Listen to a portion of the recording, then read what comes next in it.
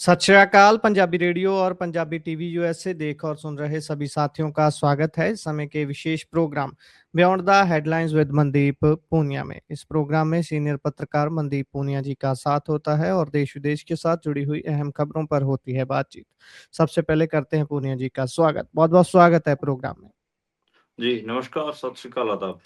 नमस्कार, सत श्री अकाल, आदाब। रुख खबरों का करते हैं। सबसे पहले हर रोज की तरह बात ईरान इजराइल अमेरिकी जंग के बारे में करते हैं। आज 25वां दिन था, क्या कुछ खास रहा?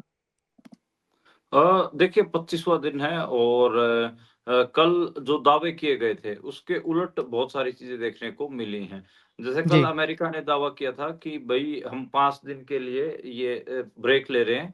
जी, कोई एनर्जी के जो पोर्ट्स हैं, उनके ऊपर हमले नहीं करेंगे और ये माना गया था कि ये कहीं न कहीं सीज़ फायर होने की पहली शुरुआत हो सकती है, लेकिन ऐसा कुछ हुआ नहीं। जी, आज दोनों तरफ से ही छुट-पुट घटनाएँ आई हैं, जिसमें हमले किए गए हैं।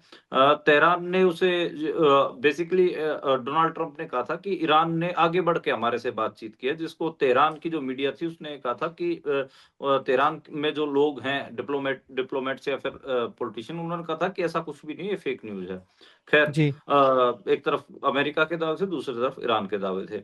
आज मैं देख रहा था कि ट्रंप ने जो बात कही थी कि ईरान समझौता करना चाहता है, उसको लेकर ईरान की जो पार्लियामेंट है, उसके स्पीकर ने इन दावों को बेसिकली इकोनॉमिक और तेल बाज़ार को प्रभावित करने की कोशिश बताया है। इन बयानों के बाद अमेरिका ने ईरान के ऊर्जा संयंत्रों पर हमला टाल दिया है। अंतर्राष्ट्रीय बाज़ार में तेल की कीमतों में 11% गिरावट भी आई है। हालाँकि इसके बावजूद अमेरिकी सेंट्रल कमांड, जिसको सेंटकॉम बोला जाता है, का कहना है कि ईरान में सैन्य कार्यवाही आक्रामक तरीके से जारी है। यानी कि दोनों अलग-अलग चीज़ें हैं। ख़ैर जी, मेरे को लगता है कि अमेरिका ने जो बात कही थी कि हम एनर्जी की जो चीज़ें हैं, एनर्जी टेक्नोलॉजी है या फिर एनर्जी के जो प्लांट वग़ैरह हैं, उनको हम निशाना नहीं बनाएँगे, वैसा नहीं किया जा रहा है। सऊदी अरब तो कल रात को ही कह रहा था कि भई हमने 20 से ज़्यादा ड्रोन मारे गए हैं और जी, बहरीन और कुवैत में भी अलर्ट के जो सायरन होते हैं वो बजाए गए हैं। तो ईरान तो बेसिकली खाड़ी के मुल्कों में अपने जो ड्रोन व्रोन भेज के थोड़े बहुत पटाखे छोड़ रहा है, वो तो हो ही रहा है। अ, ले इज़राइल ने लेबनान में हमले तेज़ कर दिए हैं। मतलब सारा कुछ ईरान के ऊपर फ़ोकस है, लेकिन लेबनान में जो कुछ हो रहा है वो भी देखने लायक है और इज़राइल लेबनान में लगातार अपने हमले बढ़ा रहा है, उसमें बेरूत के दक्षिणी इलाकों पर हमलों में कई सारी मौतें हुई हैं। लेबनान के स्वास्थ्य मंत्रालय के अनुसार अभी तक अब 2 मार्च से लेकर आज तक तकरीबन 1000 से ज़्यादा लोग मारे जा चुके हैं। तो अ, बड़ा ना इस युद्ध को भी अलग तरीके से देखने की ज़रूरत है। इज़राइल कहाँ-कहाँ पैर पसार रहा है। सारा फ़ोकस ईरान और अमेरिका के ऊपर हो जाता है। इज़राइल क्या कर रहा है साउथ वेस्ट वेस्ट एशिया में, वो देखने की भी ज़रूरत होती है। ख़ैर अभी ईरान में 1500 से ज़्यादा लोगों की मौत की बात आ रही है, 18,000 से ज़्यादा लोग घायल हुए हैं। इज़राइल में जो मौतें हुई हैं, उसमें तकरीबन 18 मौतें हुई हैं और 3700 से ज़्यादा लोग घायल हुए हैं और 13 अमेरिकी सैनिक भी मारे गए हैं।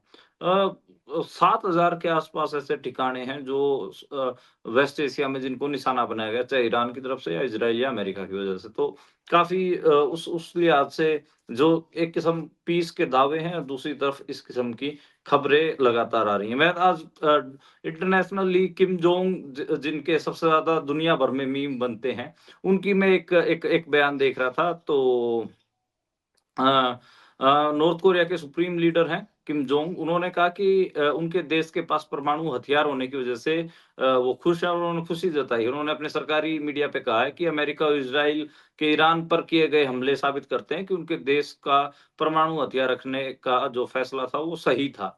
उन्होंने मतलब इवन एक बात ये भी कही कि ज़रूरत पड़ी तो हम दूसरे देशों के लिए खतरा बन सकते हैं। तो किम जोंग नॉर्थ कोरिया के जो सुप्रीम लीडर हैं, उन्होंने अपने जो फैसले हैं जिस हिसाब से अभी दुनिया भर में हमले हो रहे हैं, ऐसे समय में उन्होंने अपने परमाणु बम रखने के हथियार रखने के जो कहें कि परमाणु ताकत बनने के जो फैसला था, उसको सही डिक्लेयर किया है। किम जोंग लगातार किम जोंग के मेरे को लगता है कि इस युद्ध में सबसे ज़्यादा जो मीम वायरल हुए हैं वो किम जोंग के हुए हैं। मतलब जी, एक मीम था बहुत पॉपुलर थे कि भाई एक डोनाल्ड ट्रंप की फेक फेसबुक आईडी बना के मेरे को गालियां ही दिलवा गालियाँ दो। दो, बिल्कुल। हाँ हाँ, इस टाइप के भी मीम काफी। खैर, तो ये एक बड़ा उनका जो जब वो परमाणु हथियार बनाने की जब बात कर रहे थे, उस समय भी दुनिया भर में उनका खूब क्रिटिसिज्म हुआ था, लेकिन आज वो अपने फैसले को जस्टिफाई कर रहे हैं। जी, और एक बहुत बड़ी खबर कोलंबिया से आई बीती रात के, एक वायुसेना का विमान क्रैश हो गया और उसमें बहुत ज़्यादा उनके सैनिक मौजूद थे उसमें। देखिए, कोलंबिया में एयरफ़ोर्स का जो हरक्युलिस C-130 था, C-130, वो टेक ऑफ के दौरान उस वो क्रैश हुआ है। उसमें अभी तक जी, 66 लोगों की मौत होने की खबर है और 50 से ज़्यादा घायल हुए हैं, जबकि 4 सैनिक अभी भी लापता हैं। जी। जो समाचार एजेंसी AFP उसका उसके जो सूत्र हैं, वो लगातार कह रहे हैं कि भई इसमें 58 तो मिलिट्री मैन थे, यानी कि सैनिक थे, और 6 एयरफ़ोर्स के कर्मचारी थे, और 2 पुलिस अधिकारी भी थे।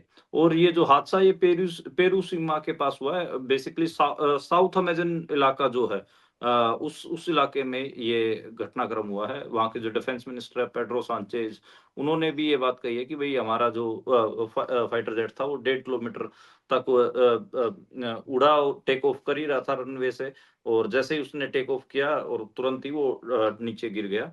तो ये एक खबर है। 114 के आसपास मिलिट्री मैन उसमें सवार थे, सैनिक सवार थे। तो हुँ, ये इस पूरे क्रैश की खबर है। कोलंबियाई राष्ट्रपति हैं, उन्होंने भी इस हादसे के ऊपर खेद व्यक्त किया, दुःख जताया है, और ये कहा कि ये गंभीर हादसा है, और उन्होंने परिवारों को सांत्वना दी है। जी। और इससे आगे बढ़ें तो पीएम मोदी बोल रहे हैं कि ईरान जंग जारी रही तो नतीजे गंभीर होंगे। पूरे देश को टीम इंडिया की तरह खेलना पड़ेगा। इस सारी सिचुएशन को हैंडल करना पड़ेगा। क्या लगता है आने वाले दिनों में ये सिचुएशन, जैसे पीएम मोदी अगर इसको इतना सीरियसली बोल रहे हैं तो सच में गंभीर होती नज़र आ रही है आने वाले दिनों में स्थिति, या फिर कुछ होगा इस जंग में शांतिपूर्वक? देखिए, मैं आज नरेंद्र मोदी की राज्यसभा में दी गई स्पीच को सुन रहा था। तो जी, उसमें उस समय मेरे साथ भी एक सीनियर पत्रकार मौजूद थे। तो जो कि बेसिकली जो पत्रकार मेरे साथ मौजूद थे, वो प्रो बीजेपी माने जाते हैं। तो जी। वो स्पीच सुन रहे थे, तो वो मेरी तरफ देख के मुस्कुरा के कहते हैं कि हुँ, भई प्रधानमंत्री साहब ने तो बोल दिया है हुँ। कि जनता अपना खुद इंतज़ाम करे, अपने जी। एलपीजी-वेलपीजी का इंतज़ाम कर लो। तो और आप ये कह के हँसने लगे। मैंने कहा नहीं, नहीं, ऐसा तो उन्होंने अपनी बातचीत में कहा नहीं। बोला, जी। और वो थोड़ा शब्दों का खेल होता है, वो और कितना सीधा बोल दे।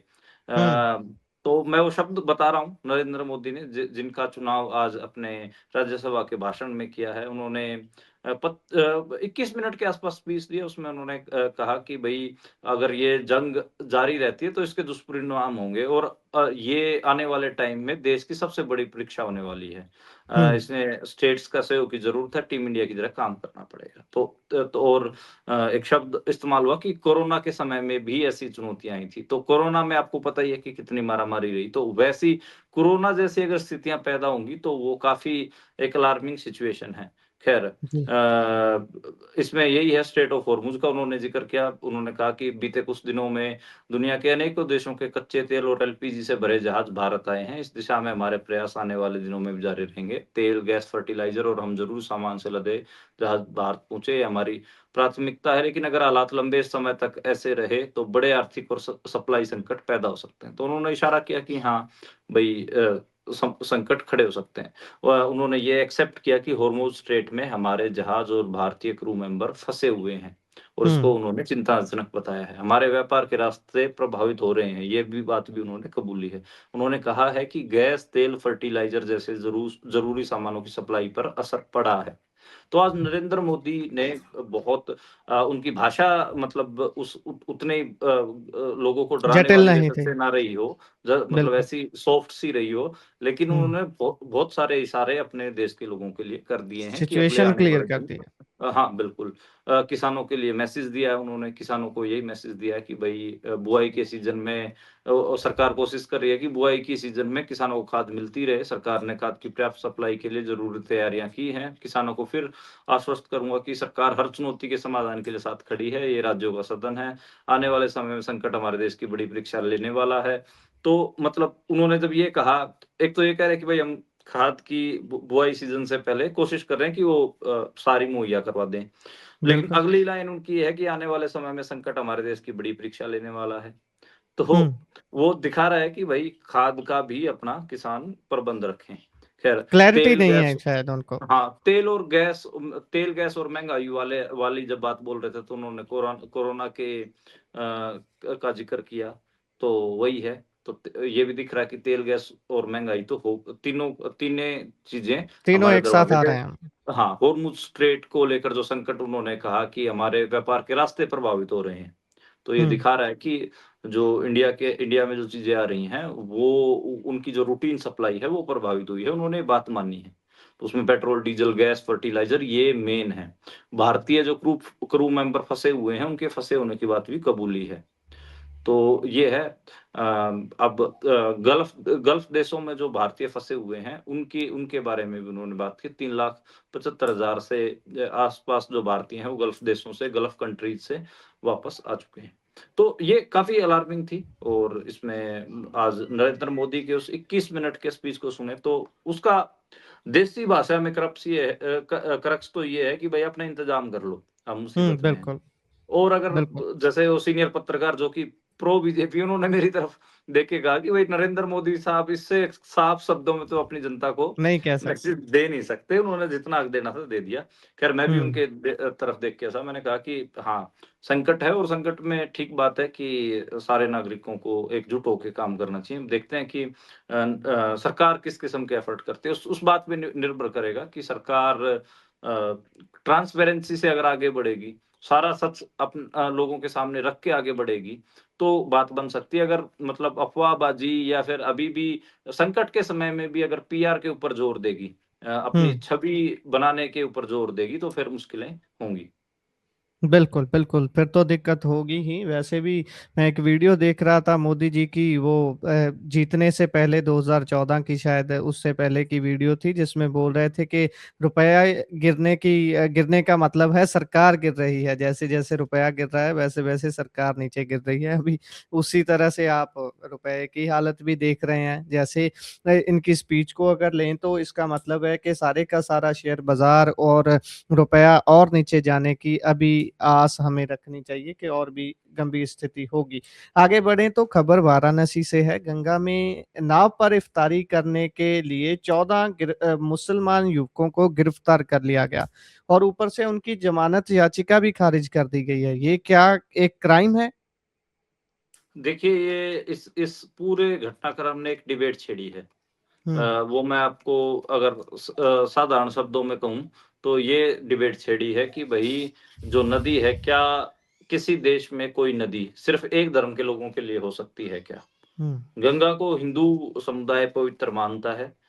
लेकिन जो बिल्कुल। दूसरे समुदाय हैं, दूसरे धर्म हैं, वो भी कोई ऐसे उसको ऐसा नहीं है कि गंगा को डिसरिस्पेक्ट गाली नहीं देके करते। डिसरिस्पेक्ट नहीं करते। वो भी उसको नदी हुँ, मानते हैं। नदियों को भारत की जो सभ्यता, सिविलाइज़ेशन जो है भारत की सिविलाइज़ेशन, वो नदियों को माँ ही मानती है। मतलब वो कोई ऐसा बिल्कुल। नहीं है कि सिर्फ़ एक धर्म आधारित मामला। अब इसमें ये है कि गंगा के बीच में एक इफ्तार पार्टी नाव पे कुछ मुसलमान युवकों ने की थी और उसमें 14 मुस्लिम युवकों को इसलिए गिरफ्तार कर लिया क्योंकि उनकी शिकायत एक भारतीय जनता पार्टी के एक पदाधिकारी ने, वहाँ के महानगर के अध्यक्ष ने शिकायत दे दी और ये कहा कि इन्होंने तो इफ्तारी की थी जब बिरयानी खा के जो हड्डियाँ थी, वो गंगा में फेंक दी और गंगा की बेअदबी की है।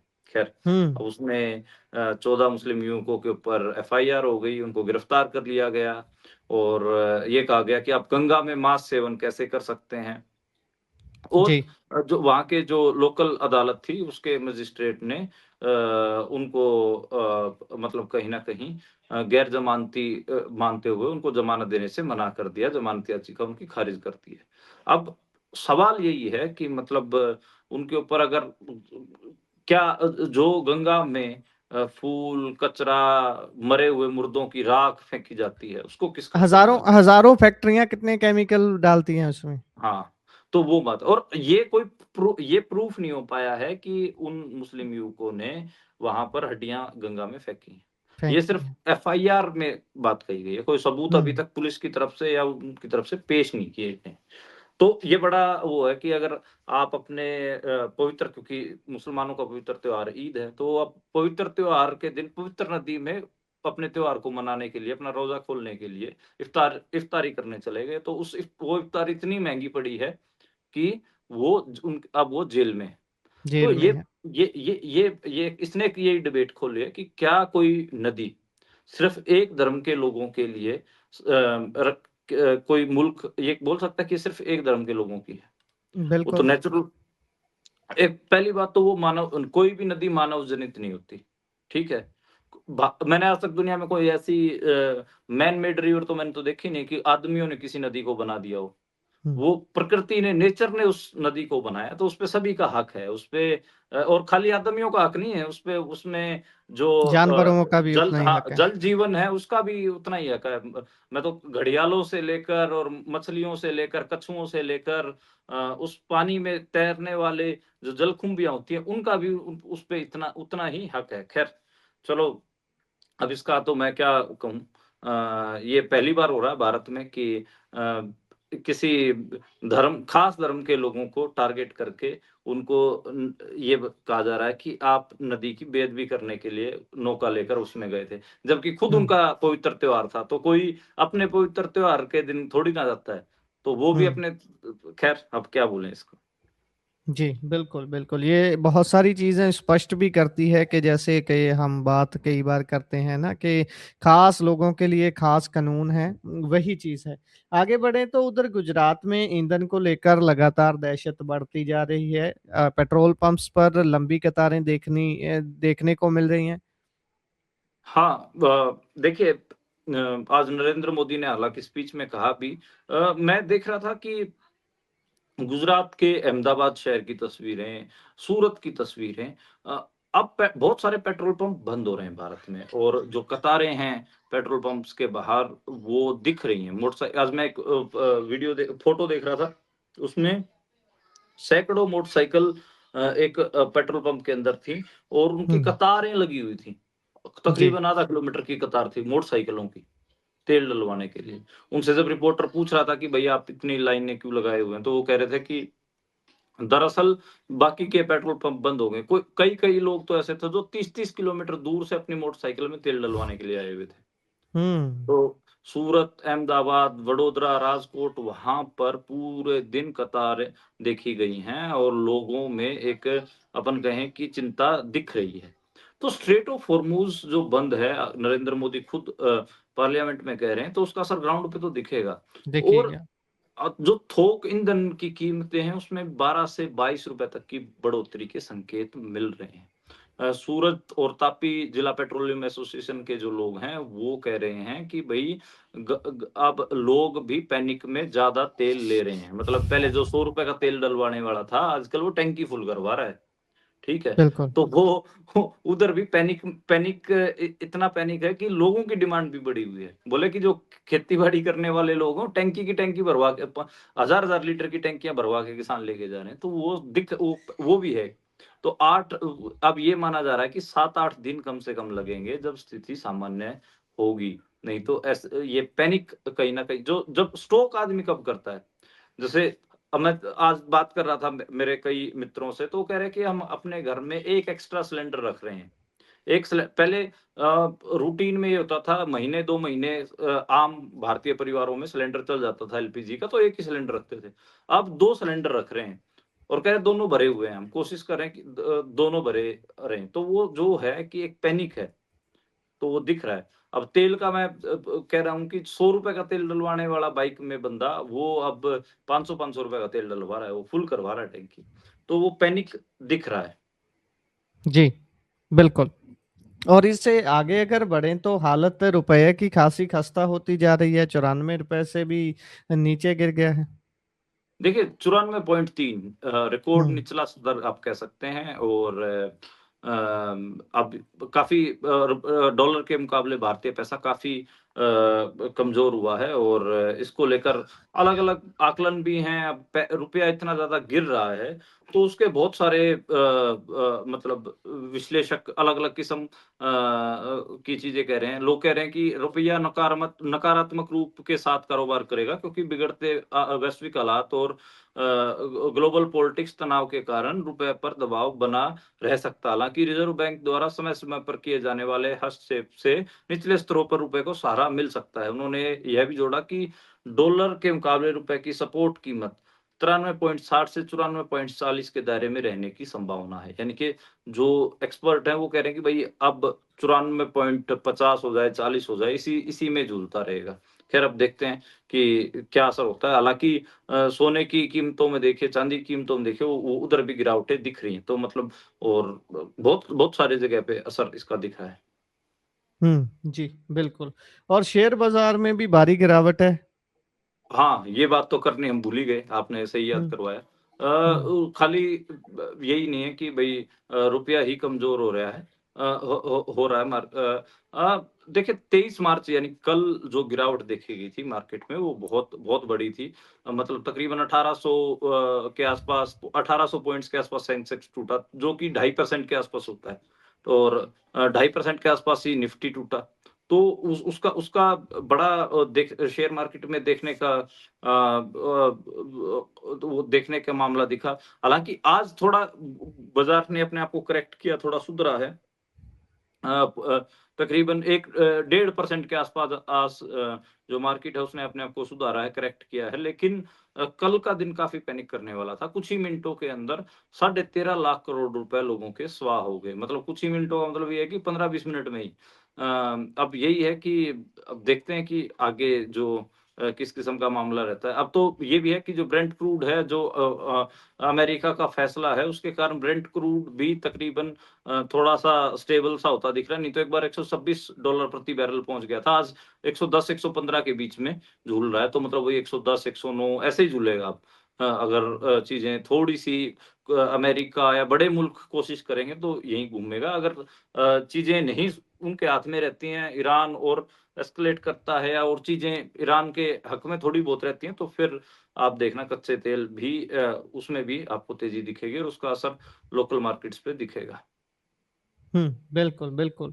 और इससे आगे बढ़ें तो आज सुप्रीम कोर्ट से एक फैसला आया है कि केवल हिंदू, बौद्ध और सिख ही अनुसूचित जाति का दावा कर सकते हैं और जो धर्म तब्दील किया जाता है, बदला जाता है, उसके ऊपर ये ख़ासा असर डालेगा। पंजाब में भी जब हम देखते हैं अगर कुछ लोग क्रिश्चियनिटी की ओर झुकाव रखते हैं, क्रिश्चियन बनते हैं, तो वो अपनी अगर अनुसूचित जाति से वो आते हैं, तो वो अपना उस दावे को नहीं छोड़ते, वो लगातार स्कॉलरशिप अलग-अलग तरह के फ़ायदे उस पर लेते रहते हैं। तो क्या इस पर अभी सीधे तौर से कोई असर पड़ेगा जो ले रहे हैं पहले से इस चीज़ का बेनिफिट? देखिए मैं 2024 के जो लोकसभा चुनाव कवर करने के लिए मध्य प्रदेश में गया था, वहाँ पे मेरी मुलाकात आदिवासी इलाकों में बहुत सारे ऐसे लोगों से हुई थी, जो कि क्रिश्चियन जिन्होंने धर्म अपना रखा था। लेकिन उन्होंने जो अपने कागज़ात थे उसमें किसी भी धर्म में ना होने की बात कही थी, अपने आप को सिर्फ़ ट्राइबल ही बताया था, आदिवासी बताया था, हिंदू धर्म में बताया था। तो मैंने उनसे पूछा कि आपके घर में तो भई ईसा मसीह की तस्वीर है, आपके गाँव में गिरजाघर भी बना हुआ, उसमें आप जा रहे हैं, शादियाँ उसमें हो रही हैं, तो आप कागज़ों में क्यों नहीं लिखवा रहे? उन्होंने मेरे को कहा कि अगर हम कागज़ों में लिखवा लेंगे तो हमारा जो आदिवासी यानी कि एसटी शेड्यूल्ड ट्राइब का जो रिज़र्वेशन है वो छिन जाएगा। हुँ, पंजाब में भी हम देखते हैं। इसलिए जो नंबर है क्रिश्चियन लोगों का जो नंबर है पंजाब में कागज़ों के अंदर वो उतना पकड़ में नहीं आता है। कल ही मैं राजू विलियम के साथ किसी पैनल में बैठा था। राजू विलियम पंजाब के सीनियर जर्नलिस्ट हैं लुधियाना।